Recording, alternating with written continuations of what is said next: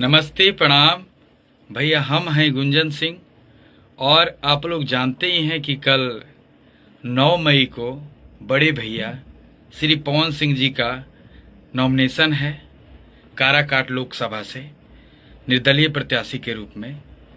तो आप सब बढ़ चढ़कर एकदम भारी से भारी संख्या में आइए। हम भी कल आ रहे हैं डेहरी में। आप सबका आशीर्वाद बहुत ज़रूरी है भैया को। और अगर इस बार आप लोग चूकिएगा तो 5 साल चूक जाइएगा। इसलिए हम चाहते हैं कि इस बार अपना एक एक वोट दे करके बड़े भैया श्री पवन सिंह जी को जिताइए।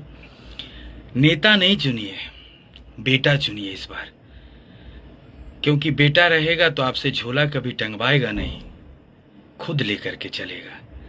तो हाथ जोड़ी करी ले निहोरा ये चाची कि हाथ जोड़ी करी ले निहोरा ये भैया, अरे कर दी है यतने उपकार।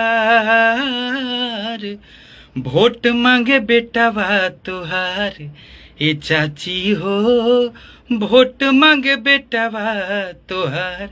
तो आइए कल मिलते हैं 9 मई को पवन भैया के नॉमिनेशन में। जय श्री राम।